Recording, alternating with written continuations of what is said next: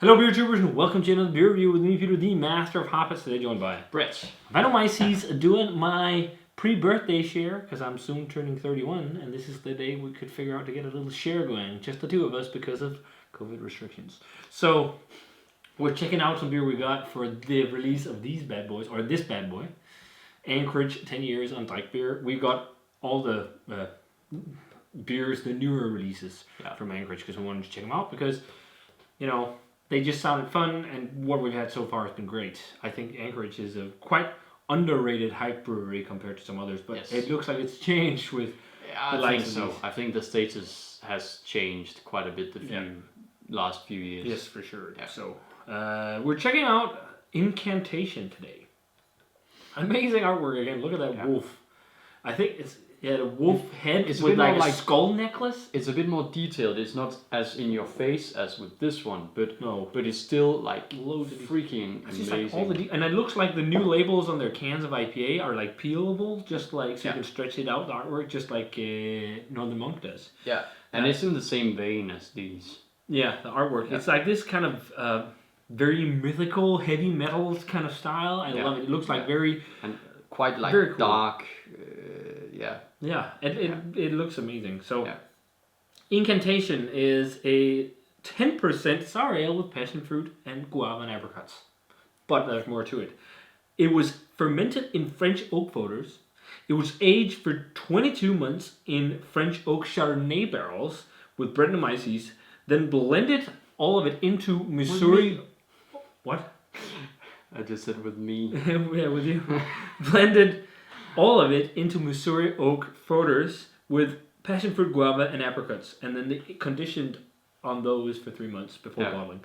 What a crazy period of time to do this. This again, it's it sounds like inspired by lambic. So I guess this is also wild ale. When it's been this long with funky cultures. Yeah, but it's not spontaneously fermented. But it's it's American ale wild ale. One of the earlier, I guess, almost attempted making something like lambic. Yeah. But 10%, huge beer. Yeah. Pours a very nice color. You can actually tell from the lacing that it's 10%.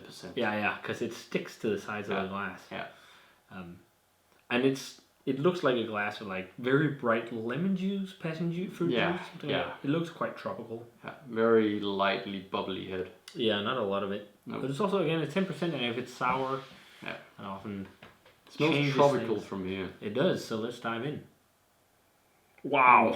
That smells so tropical. Yeah, like onslaught of passion fruit and guava. Holy crap. Massive. That is so tropical. Yeah. Wow. Yeah, it's like guava passion fruit for days. It's crazy. The fun thing though is like it's almost like you did like a wild ale super fruited. Yeah. Because it's so intense. But there is still like oak character and vinous character. And like this drying white grapey kind of thing, and then a light funk. Again, just like Scream, it's there's a funk there, but it's not crazy amount. No. Wow, I love the fruitiness on it.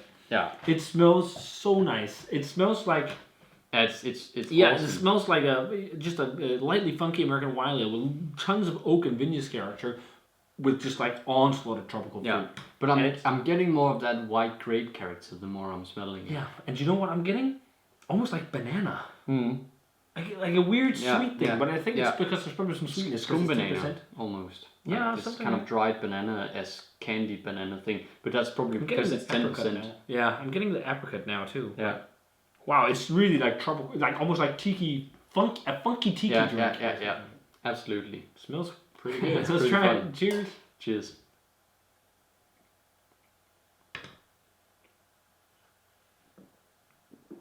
Wow.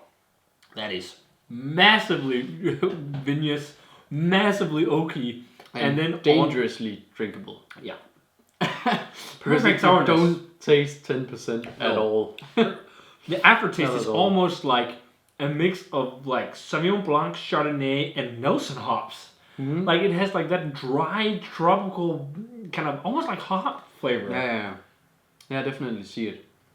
Yeah, it's very tropical up front, and then I love this. Then it goes into that like super modern white wine kind of thing. It kind of reminds me of some of the very different and fun wild ales they do at what are they called? not barrel souls, the rare barrel. Oh yeah. Because they did like stuff with Buddha's hand and all kinds of weird stuff. It reminds me of something like that because a lot of theirs are also quite strong. But yeah, it tastes like a substantially, very very vinous and oaky wild ale. Because it's not that sour. It's actually a light sourness, I would say, but then dry. Yeah, it's really There's dry. a lot of like barrel character on the finish. And I think that's also what saves it from being too sweet, as it's 10%. Absolutely, and that's what makes it so drinkable because it dries out like a white wine, like a super dry, natural white wine. Also slightly peppery on the aftertaste from the barrel, from the wood, I guess. It's really good. Yeah. The fun thing is like both this and Scream really took me by surprise because as far as I remember, a lot of the old Anchorage funky beers and whatnot, they're a bit more delicate and not as like hefty and complex as this. This is just like a total different ballpark. Yeah. It's a much more modern take on wild ale. Yeah, and maybe not all of them, but at least some of them. At least some of the recent ones, like An Eternity we had, was a bit more subtle and whatnot. This is like. Yeah, it was actually quite subtle. Yeah, but that was really nice though, still. But yeah, this is really good stuff. I love the combination of like really nice fruity guava and passion fruit with nice light funkiness and like bone dry wine character. Yeah, it really shifts from being super tropical up front, tiki drink, and then just like bone dry and lightly funky. Massive barrel character on the finish that just carries on, and I guess the ABV kind of helps it carry on. Yeah.